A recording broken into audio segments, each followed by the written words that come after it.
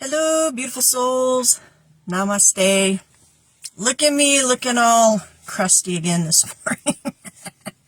Maybe one of these days I'll actually come on here and look halfway put together, but, I tend to get these downloads early in the morning, so I like to get them on here before I forget them, because once my day gets fully started and mom mode kicks in, I've got 100 tabs open in my brain, and these downloads get shoved down and forgotten. So I risk coming on here looking a hot mess to get these messages to you. Be grateful. No, I'm just kidding. I mean, please be grateful. But yeah, anyways, it's a little pride and ego popping through there. Kind of goes to my previous message about that Leviathan spirit. It's still out there, right? I know all of you are out there slaying that spirit, right?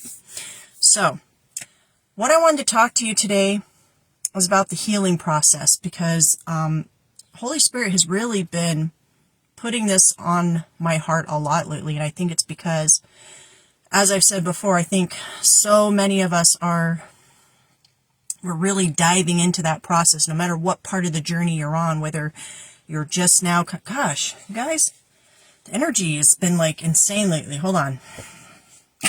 Because this happened yesterday when I delivered the message too. It's like such intense energy lately. Do we have a moon coming up that I missed out on or something? Usually I get like this around moon cycles, major shifts. So a lot of us are really deep in our healing process. We're depending on the stage of your journey, whether you're just now waking up to everything and you're just now kind of diving into your shadow self, those traumas and those wounds, or whether you're further along on the journey and you're kind of a little more into the spiritual aspect of things. Because when you first start your journey, you're not going to be likely really deep into the spiritual stuff yet. That kind of comes as you go, right? So there's levels to the healing process. But I feel like there's so many people, this energy is so intense, like I'm losing my breath, right? So there's so many people in this healing process. I feel like there's almost this, they're showing me the sun in my mind's eye, the sun card. I don't have my other tarot deck on me. And the star and the moon. So the sun, moon, and star, all of these are very powerful energies. The star represents a couple things, but in this context, this is the healing waters, right? And the moon is that shadow self, and the sun is representative of our soul, our connection to the divine. So there's this intense energy right now that people are going through. So I feel like a lot of people are having a mirror held up to their face right now, and this can be a little jarring. This can be a little it's really bringing up a lot of insecurities. I'm hearing shame and guilt, and I'm hearing imposter syndrome. I'm hearing shame and guilt again. So a lot of people are kind of going through that process. And so Spirit wanted me to come on and talk to you guys about, in a practical way, how we move through this healing process, because many of you are not going to have the resources of going to a counselor or being on medications, which those are all tools in the tool belt. But I want you to know you don't have to have those in order to do the healing work. Most, if not all, of the healing work is actually done within yourself, okay? Counselors are facilitators. They're guides, right? But they can't fix you. They can't heal you. Medications can help with some stuff, but it's kind of a Band-Aid. It doesn't fix it at the root cause. So the good news is you don't have to have access to those things in order to do the healing work. You absolutely have the power within yourself to do the healing work, to transform, okay?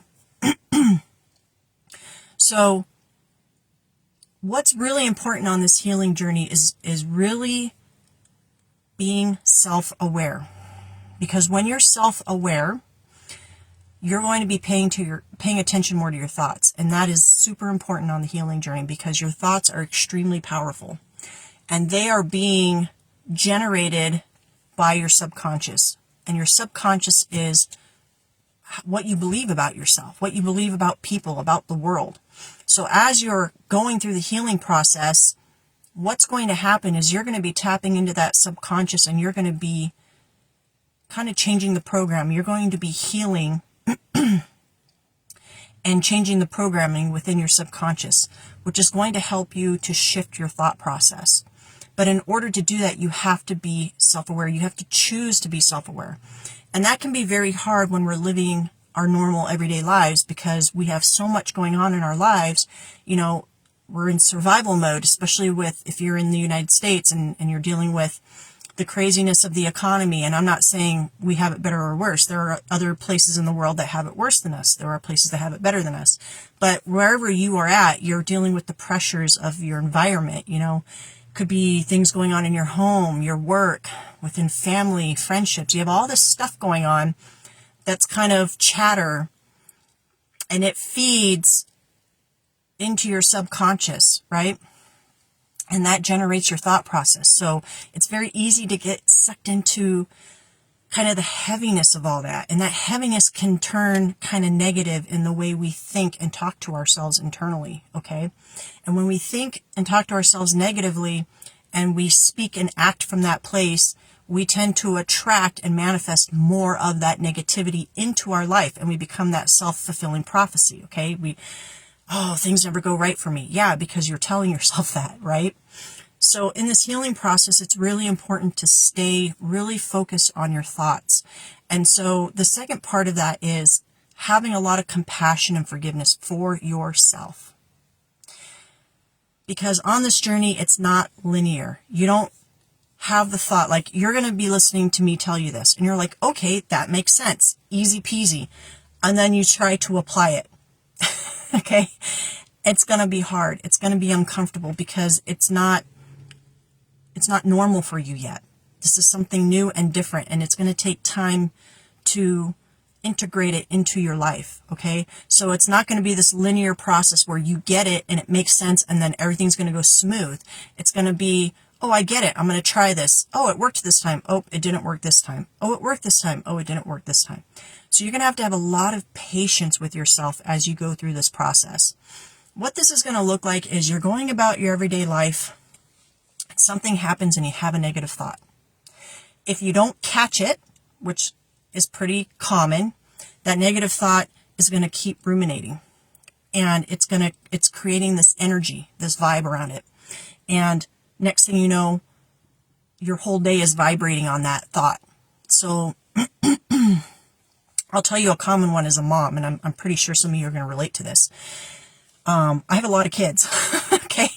So when we get up in the morning to get ready for school, it can be chaos. I can have kids, no matter how long they've been in school and how much of a strong routine we have, they're going to forget things. They're going to put dirty clothes on. They're not going to put their shoes on right. They're going to forget to brush their teeth. And it's, to us as an adult, we're like, come on, this is routine. We should know this. This should be down pat. But for them, their brains are little chaotic messes, and they don't have it down yet, even though they've done it 3,000 times, So what does that do? It creates stress.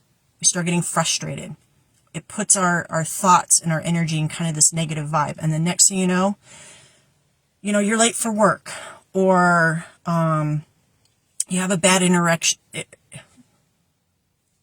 I did not mean to say, I meant to say interaction. I don't know why that word slipped out, little Freudian slip.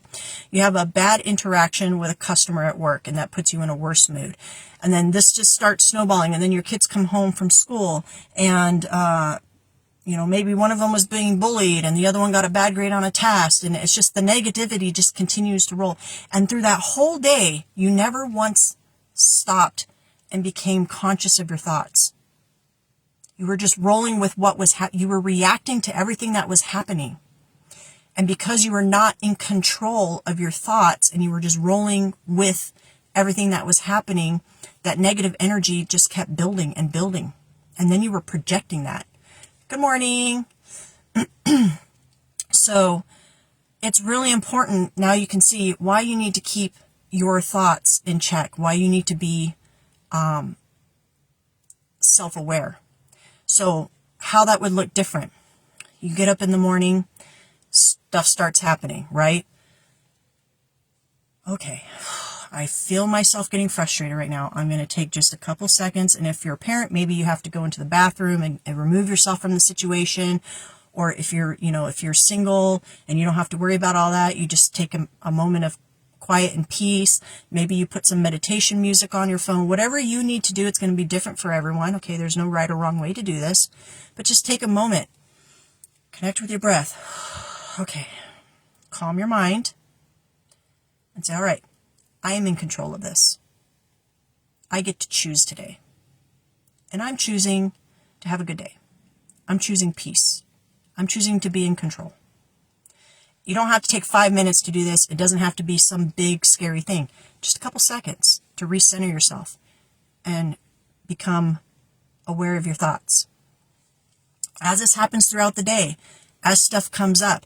Oh, thank you, Spirit. The other thing you can do to really stay in the present moment and stay connected, which a lot of people don't do, is when you're moving about in the world, choose to actively engage in what you're experiencing. We have 5 senses for a reason. We often bypass our senses and just go on to autopilot, which is really sad.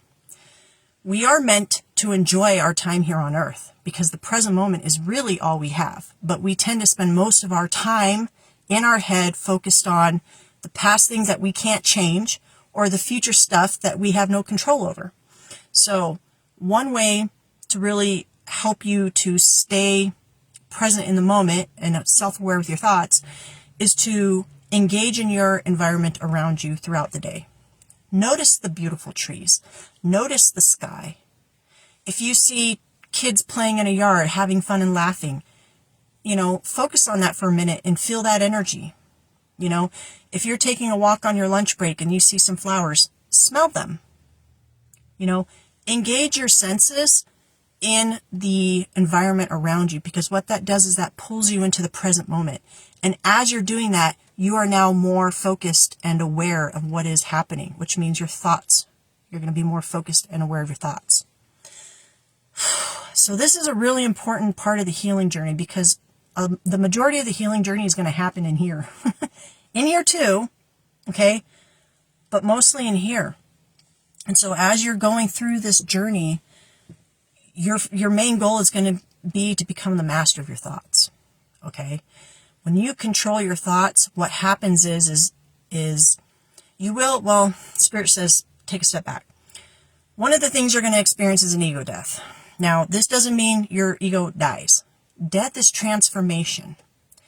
When we are born, the veil comes down over our third eye, over our ability to see the truth of what we are as spiritual beings, okay? And we begin to function in the physical realm with just our 5 senses. That's when the programming begins.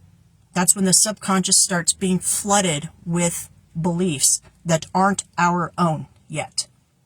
Because we're not capable of doing that yet. So we're being influenced by our guardians, by our culture, by religion, by media, by whatever is external to us. Part of a spiritual awakening in the healing journey is realizing that the majority of that wasn't even really yours. And the ego is going to fight that because its job is to protect. Your job in the healing journey is to convince the ego that it's still important and needed, but that we're just going to change things up a little bit.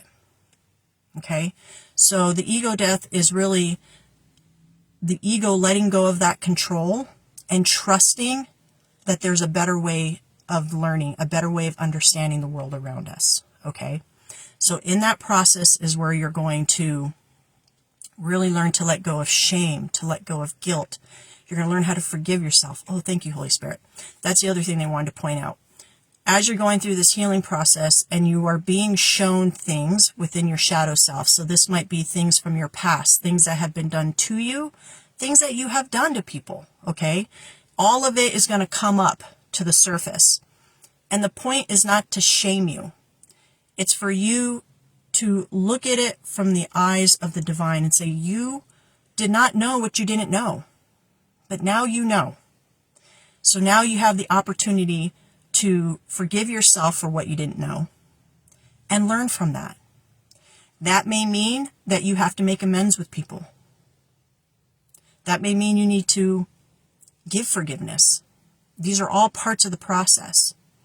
But what that's going to do is it's going to take all that energy that you had stored within your energetic body, and you're going to transmute that through that forgiveness. Because what is forgiveness? It's showing love. It's showing compassion. It's showing understanding.